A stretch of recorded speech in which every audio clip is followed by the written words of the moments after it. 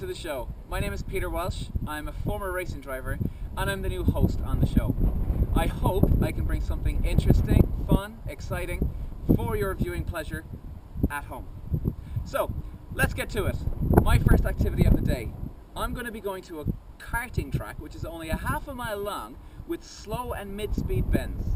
We're going to be testing a Porsche Cayenne S Jeep versus a Seat Lean Cupra R. We've got a 4.8 litre engine in the Porsche against only a 2 litre engine in the Cupra R. Now, is there method in my madness comparing a Jeep to a road car? Ladies and gentlemen, let's find out. I give you the Porsche Cayenne S versus the Seat Lean Cupra R. Okay guys, so we're going to do a test in the Jeep here now, the Porsche Cayenne S. We're going to do one warm-up lap quickly here. I mean, I've driven the all-new Range Rover. This has a 4.8 litre engine under its bonnet, so that's going to be quite interesting to see how it's going to fare out against the Range Rover, which the Range Rover has the 3 litre V6 supercharged. Now we're also just going to check out for understeer and oversteer. Understeer, when you turn into the corner and the car feels like it's just going straight on, right? Oversteer, when you turn into the bend and the car feels like it's just turning in too fast, so like it's the back end's coming out. So, you know, let's just see how we get on it. Hello.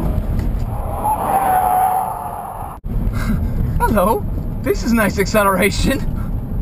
Alright, we're just a bit understeer coming out of the first bend, but that's okay. And whoa, the acceleration in this Jeep is absolutely beautiful.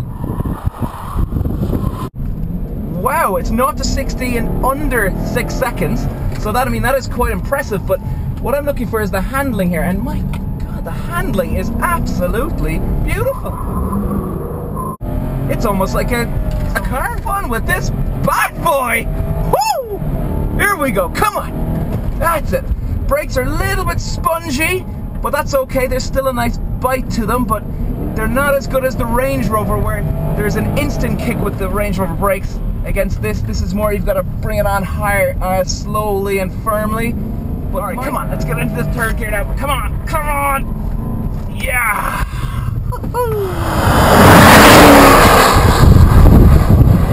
Alright, baby! This is nice.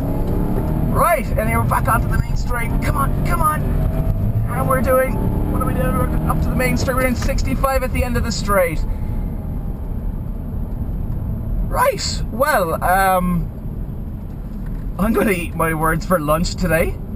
This is an absolutely beautiful, beautiful Jeep. Whew. I mean, I do like the Range Rover, don't get me wrong. I mean, I do say it's a family car, and it's you know, it's good build quality, and it's comfortable. Exactly like this.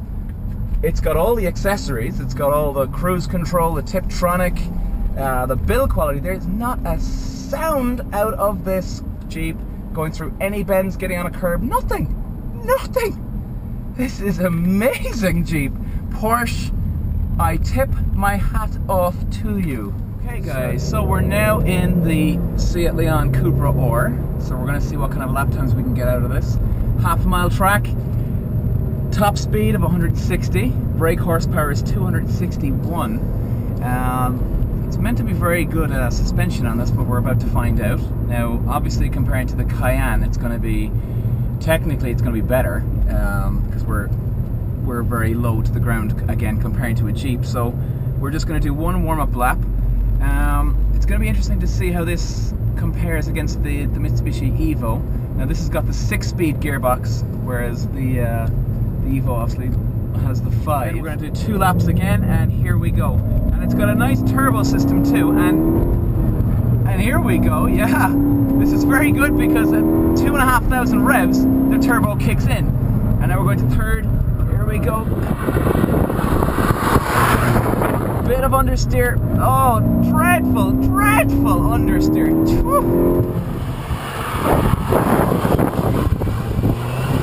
Very good brakes. Wow, very impressed. The turbo.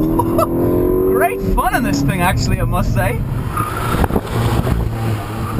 My jeez, I did not expect this. Come on, it's very bad understeer though, but the turbo is serious fun.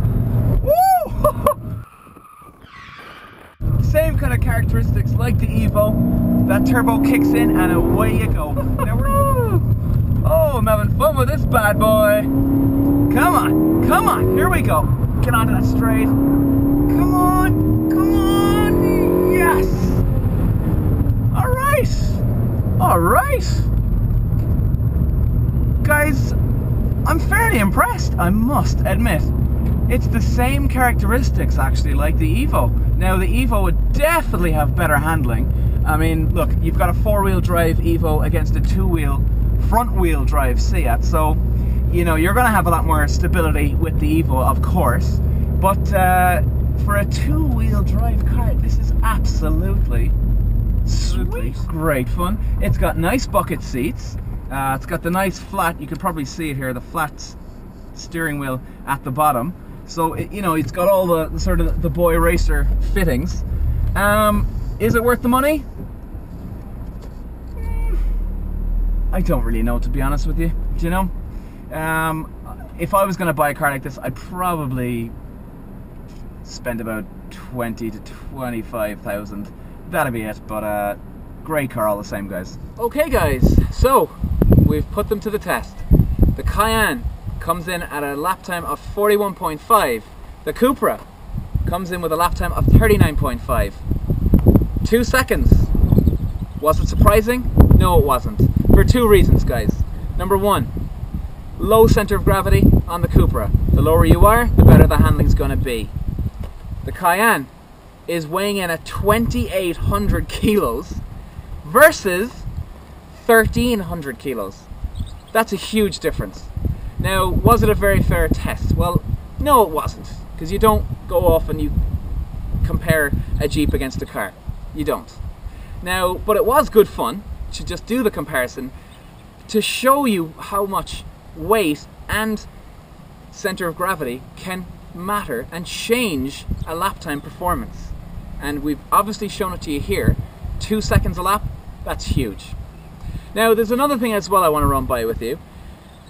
A lot of people ask me what kind of car or Jeep I would buy if I had a certain budget of, we'll say, £30,000. Now, it doesn't matter what your budget is at the end of the day, guys. I can't answer that question for you, sorry to say.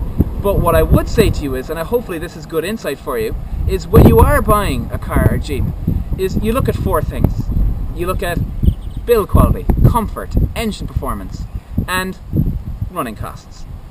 The build quality.